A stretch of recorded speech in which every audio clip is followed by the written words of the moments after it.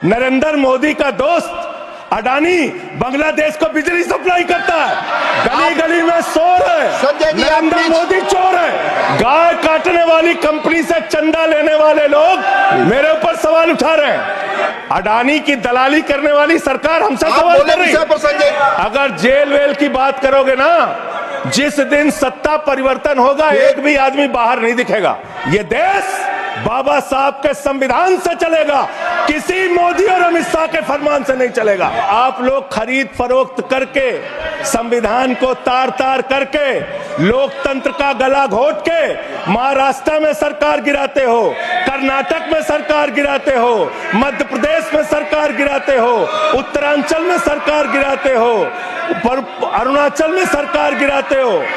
पूरे देश में तोड़ फोड़ खरीद फरोख्त करके सरकारों को गिराने का काम करते हो। ये एक ऐसी सरकार है। हमारे प्रधानमंत्री जी भारत के संविधान पे शपथ लेकर देश के प्रधानमंत्री बने।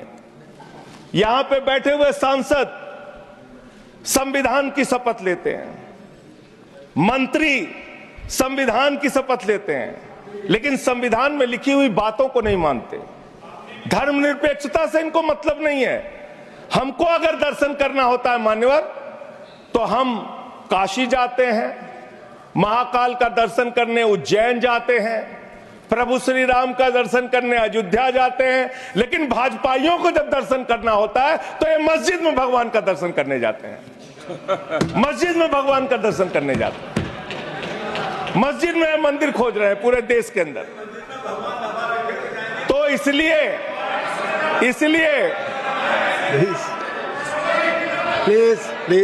मान्यवर, इसलिए मैं इनसे कहना चाहता हूं, घबराओ मत।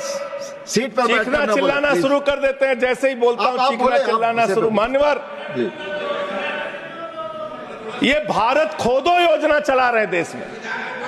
भारत खोदो योजना।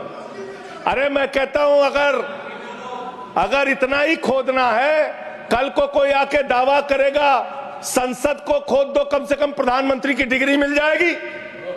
उसका तो पता चल जाएगा कहां है। संसद खोद दो। ये भारत खोदो योजना बंद करो, इससे देश का विकास होने वाला नहीं है। आपने शिक्षा में क्या हालत की देश की। माननीय शिक्षा मंत्री जी यहां पे बैठे हुए हैं। मैं बताना चाहूंगा, शिक्षा के स्तर को आपने कहां पहुंचा दिया। 11 लाख, अरे क्या क्या यहां बोला गया, मैंने खूब सुना है, आप ही लोगों से सीखा है।